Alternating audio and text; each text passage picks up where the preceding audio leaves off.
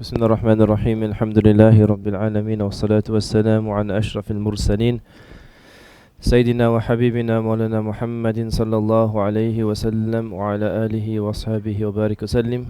Let's all begin the dua together. بسم الله الرحمن الرحيم سبحانك لا علم لنا إلا ما علمتنا اللهم علمنا ما ينفعنا وزدنا علما يا مقلب القلوب ثبت قلوبنا على دينك آمين. السلام عليكم ورحمة الله وبركاته. كيف حالكم؟ الحمد لله. Everybody well? الحمد لله. Okay, Bismillah. Allah. Do you feel different in this mosque here? It seems more cozy, huh? Looks a bit smaller, mashallah. Okay, Bismillah. We had some homework to do. Not we, you had some homework to do.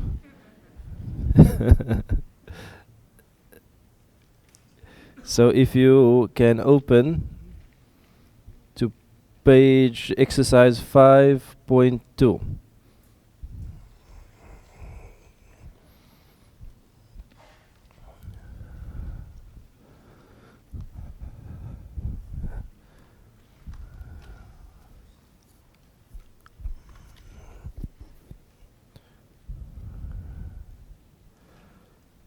Okay, exercise 5.2.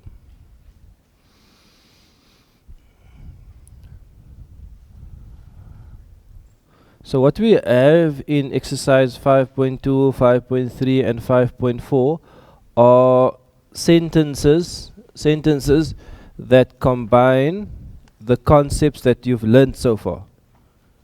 It combines all the concepts that you learned so far. So what did you learn so far? You learned Jumlatul Fi'liya and Jumlatul Ismiya, the two jumlas. You with me? So Fi'liya, what you're looking for? We're looking for the verb. We're looking for who did the verb in the sentence, fa'il, and who was the verb, done to, maf'ulun bih. If we have Jumlatul Ismiya, we're looking at what is the focus of the sentence, the mubtada, it will be in raf'un, it will be definite.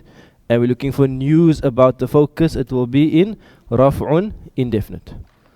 Then the two other things we added to that was Mawsuf and Sifa. It's when the second word describes the first word. And they match in gen normally. And the last thing we did was Harful Jar and Ismul Majroor. It's a Harful Jar Bita Walika Fi Ala Min Ala Hatta An, and the one that comes after it. So if you look at the first one, was for homework. Fatimatu طالبة من المدينة. فاطمة طالبة من المدينة. Are there any verbs in that sentence? No. So there's no جملة فعلية there. Because فاطمة طالبة من المدينة, there's no verb in the sentence. So the first word, what's the meaning of the first word? Fatima, it's a name. Is that name definite or indefinite? Definite, because a proper noun. Proper noun. So Fatima is a proper noun, definite, starting in raf'un. Therefore it is the what? It is the mubtada. It is the focus of the sentence. So the hal is raf'un and the reason is mubtada. Now give me news about Fatima. What about Fatima? Fatima is what? Is a talibatun, is a student. So talibatun is the khabar. Khabar. The hal is raf'un khabar. What does min mean? She's a student from where? From. Min is harfu jar. What hal is the min in?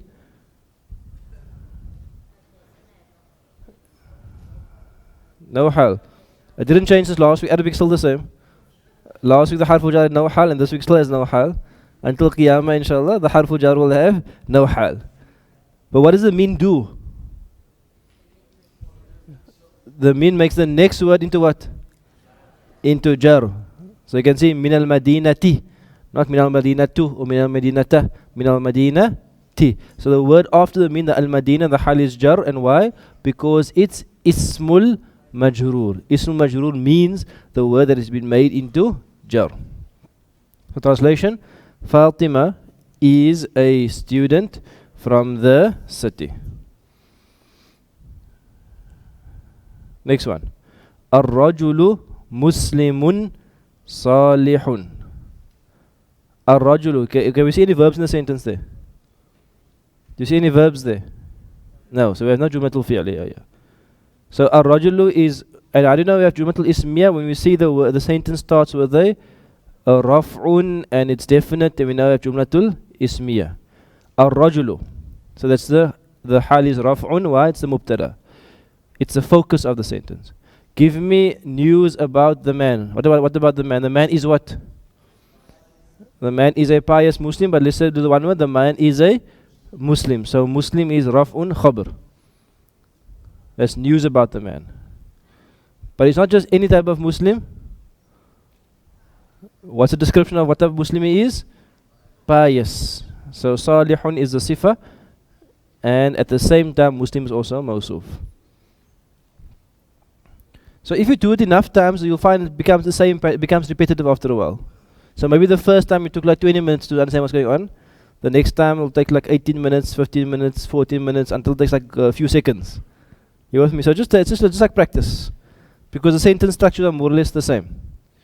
So if you're taking long at the beginning, don't despair, it will become quicker. It's like you're driving. At some point you stop looking at the gears. Hopefully you don't still drive, look at the gear.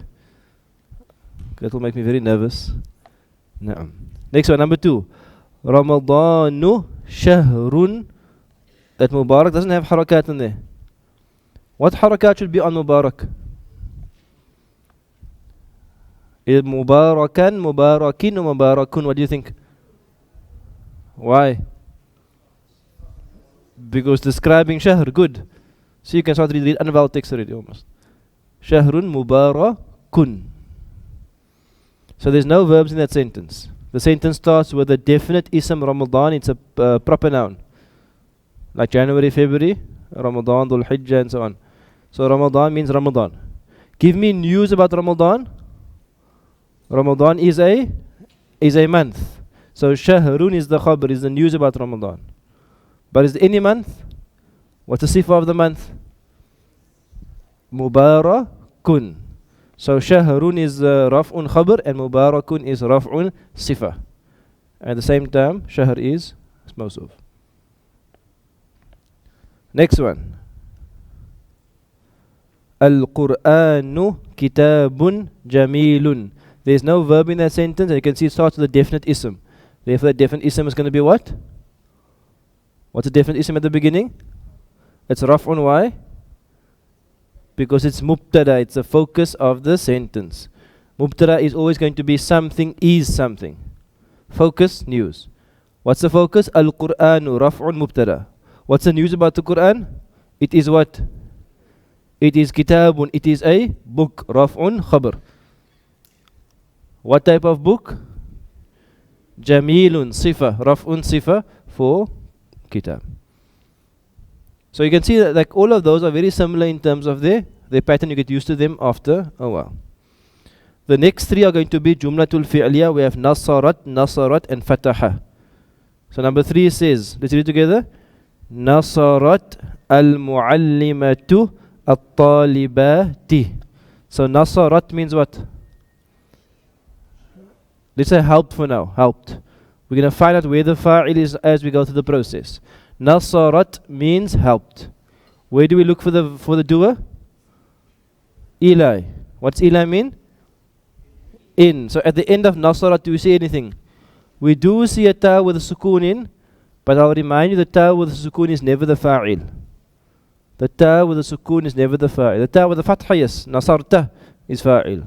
Nasarti, fa'il. Nasartu, fa'il. Tahti, tu, that's fa'il. But the sukoon is not a fa'il. All the ta with sukoon does there is tell you that the verb is feminine. We're looking for a female doer, not a male doer. You with me? Nasarat. So if it's not at the end, where do you look next? Left. What are we looking for the fa'il? How will the fa'il be in? Always rafun. So which one is rafun there? Al-muallima tu. So who helped? The teacher helped. So we don't say she helped, we say the teacher helped. Therefore, muallimatu is raf'un, it is fa'il. The teacher helped. Who did the teacher help? At-talibati. Who was the action done to? At-talibati, the students. What do you call that who the action is done to, done upon? Maf'ulun bi. What hal is always in? Always in nasbun. I'll remind you when it comes to, that's a sound female plural. It's talibatu in raf'un, in nasbun talibati, in jarrun talibati, like muslimat. Muslimatun, muslimatan, muslimatin, muslimatani, muslimataini, muslimataini, muslimatun, muslimatin, muslimatin. So that's actually nasb there. Next one. Let's read the next one together. Nasarat al-muslimata at-talibatani. What does nasarat mean? Helped. Helped, eh? Helped. Not she helped, helped. We're looking for what? We're looking for who helped. So who helped? We look Eli at the end. Do we find something at the end there? We find a ta with a sukoon. Is that the fa'il? No. So there's no fa'il at the end there. If it's not at the end, if it's not at the end, where do we look next? Left. Any of those two words in raf'un?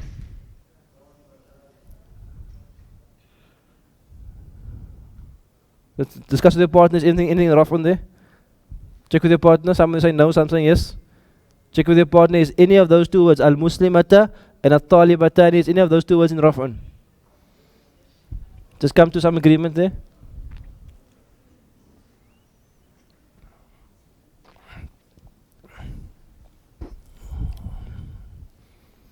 Do you agree?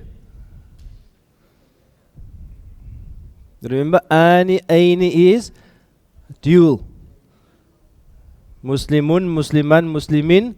And we have muslimani, muslimaini, muslimaini. So this is at-talibatu, at-talibata, at-talibati, at-talibatani, raf'un, at-talibataini, nasbun, at-talibataini, jarrun. So that at-talibatani is actually raf'un because it's dual. It's dual. So who helped? Not the students. The two students. So at-talibatani, the hal is raf'un, it's fa'il, and means the two students. So the two students helped who? The female Muslim. Muslima means female Muslim. And Muslima is nasbun. Why? Because it's maf'ulun bihi, it's a done upon. So simple sentence, you have a verb. The only thing confusing here is that the doer comes last. So in your mind, you're not used to that. In your mind, not used to that. The doer here comes last. At-talibatan is a doer. Translation, the two students helped the female Muslim.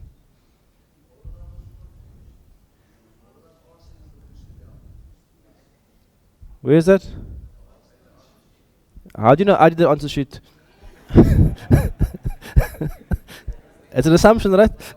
Yes. You must blame the institute, not me. Is a mistake on the answer sheet? What's this? It was a test, yes.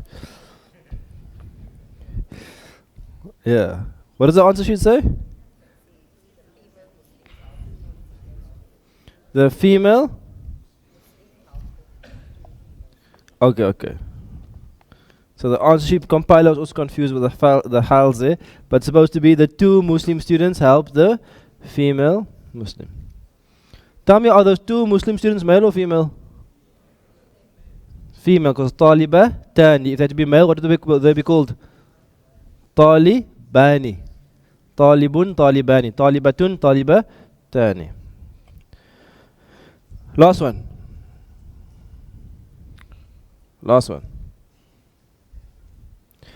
Let's read the last one together. Fataha all together.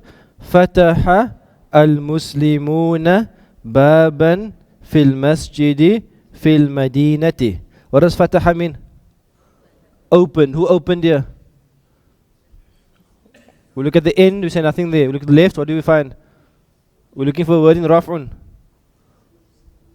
Is muslimuna in raf'un? Yes. If that be nasb, it will be what?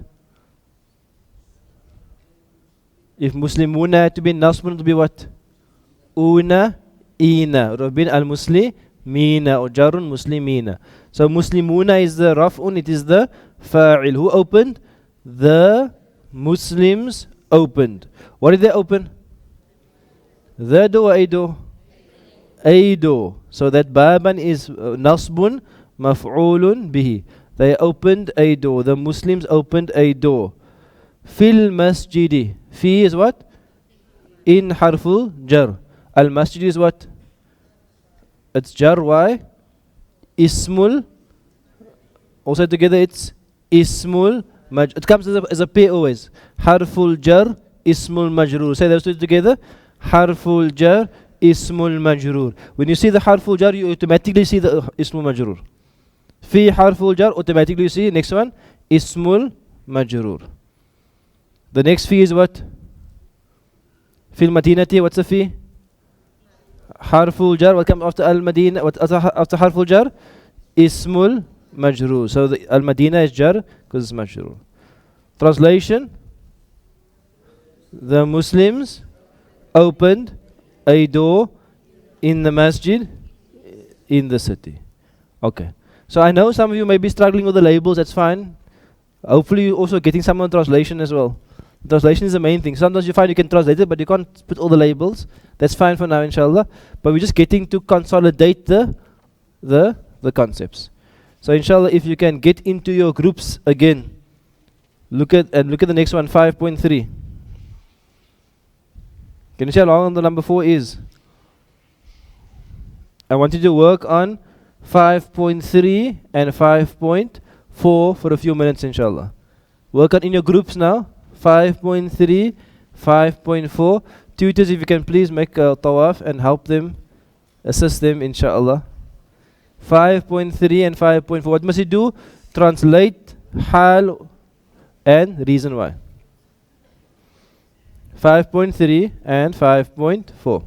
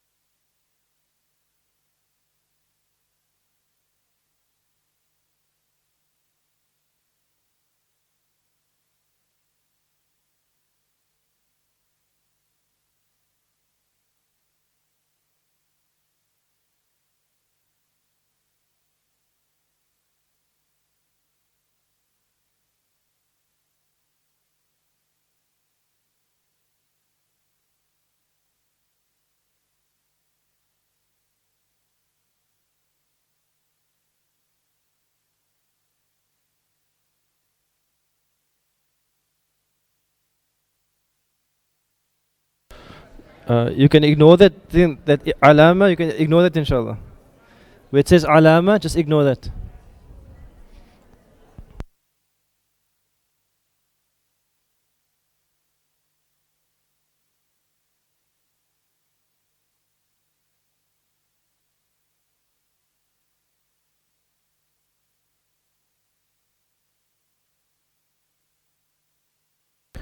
And carry on with 5.4. Carry on with 5.4. You finish 5.3.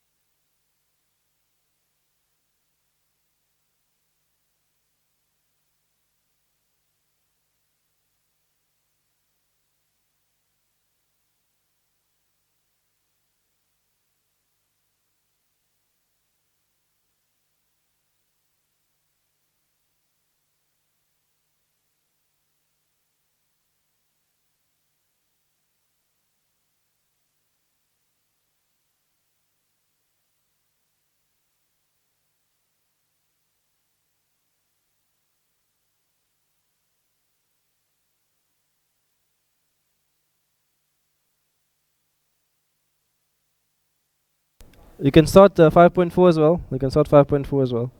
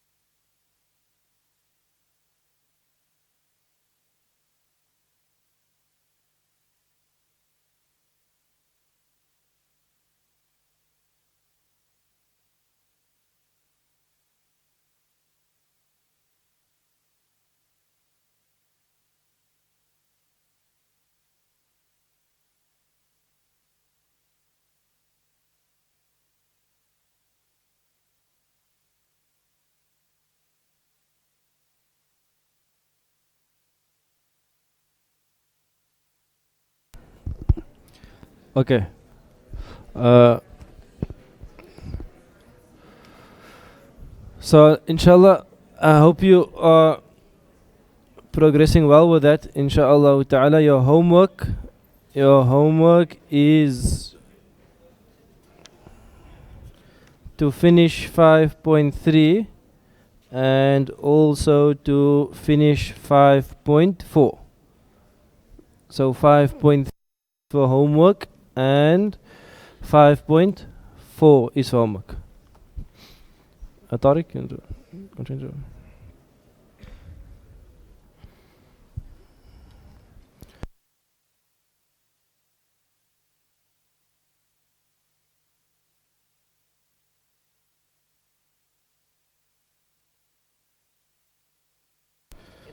Yeah. End that inshallah.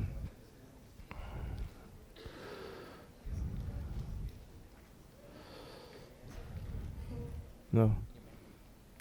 Okay. So Bismillah ar-Rahman ar-Rahim. Alhamdulillahi Rabbil Alameen. Wa salatu wa salamu ala Rasulillah wa ala alihi wa ashabihi wa man wala.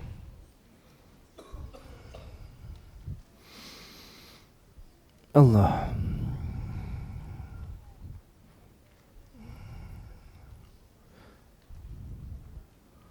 One of the features of studying the Quran is that you're not studying a subject which is abstract or removed from your life. You are studying something which directly impacts your life.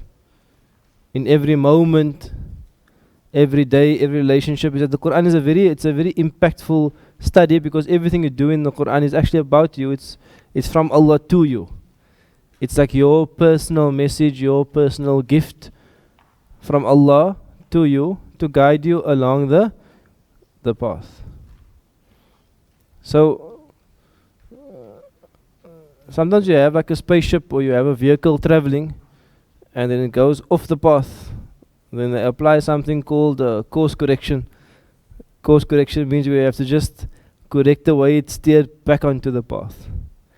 So the nature of a human being is that we often are off the path. We often take detours, we often get lost in the jungles of life, and then we have to find our way back to the path.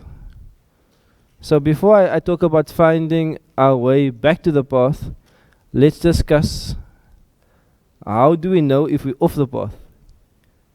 Like, what are the signs in our lives that should be a warning or an alarm bell to us that I'm not actually in the right space? I actually require some course correction. I require my being to be steered in a different direction. So just off the top of my head, I can think of a few, and you can probably think of a few as well.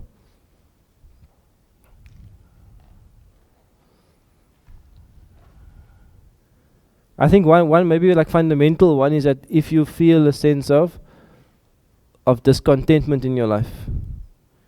Generally, sometimes if you feel a sense of unhappiness, feel a sense of discontentment, it's a sign that your life needs some correction to get back onto the path of contentment, the path of sa'ada, the path of happiness.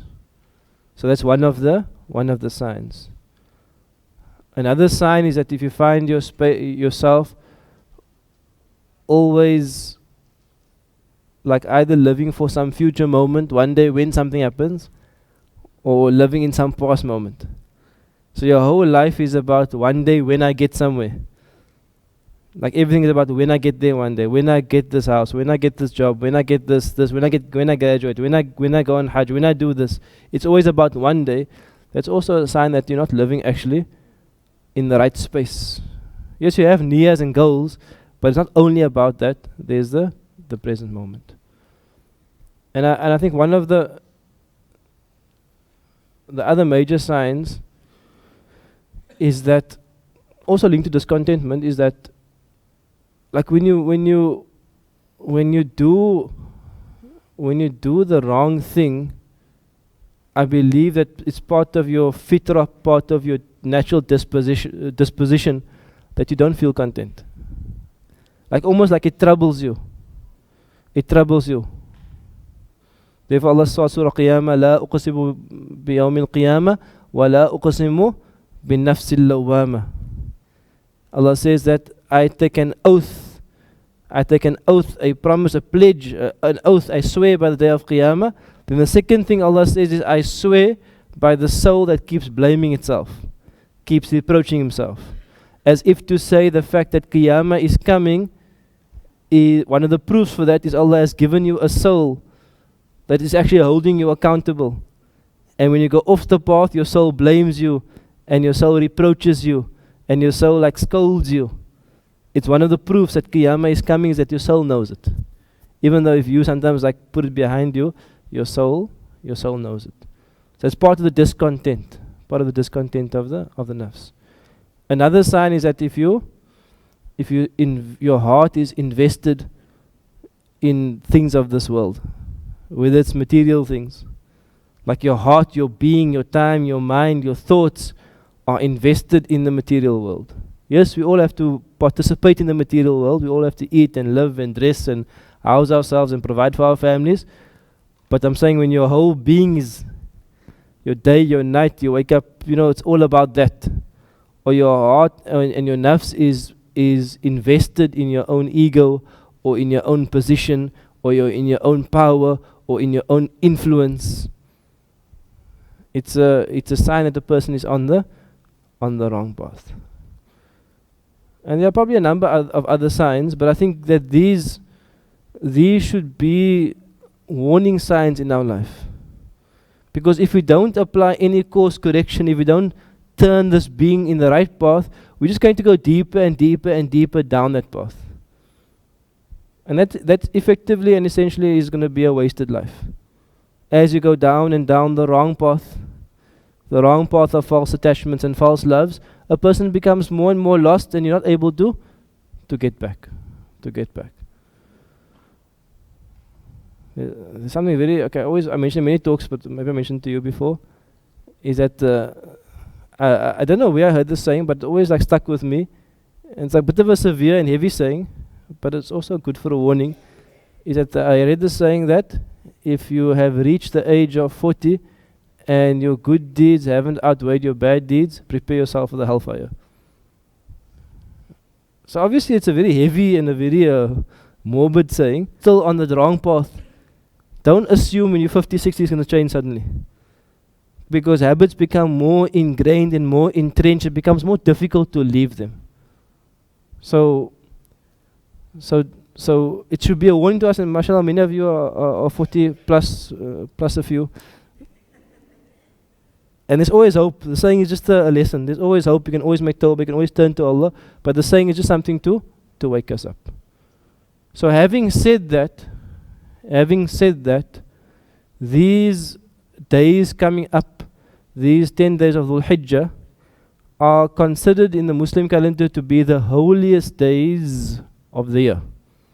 More holy even than the last 10 days of Ramadan.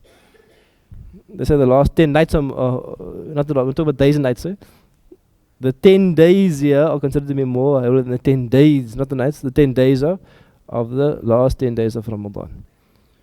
So Allah presents like continuously these opportunities to turn towards Him. I mean, in reality, the opportunity is actually not limited to any time. You can turn to Allah at any time. It doesn't have to be a special day or a holy day or a virtuous day or a virtuous time of the night. You can turn to Allah any time. But He does, out of His rahmah, He does place certain times which are even like it's almost like a wake-up call to you, like yes, just come to me. So in these 10 days, your good deeds are multiplied multiple times. And these 10 days are obviously linked to what? It's linked to Hajj. And what's the ultimate benefit of Hajj? One of the virtues of Hajj is that when your Hajj is accepted, you return kayawmi waladatu ummuhu. You return from Hajj like the day you were born. That's obviously a metaphor because not exactly the day you were born. What's the difference? The day you were born, you had no you had no sin, but you had no good deeds also. You were just born, what did you have good deed? You just came out. But the day after Hajj is what? It's as if you were born in the fact that you have no sin, but you still maintain your good deeds. So it's just a metaphor. But it's actually better than the day you were born. Why? Because you maintain all your good deeds of your whole life, and Allah removes the bad deeds as if you were just born.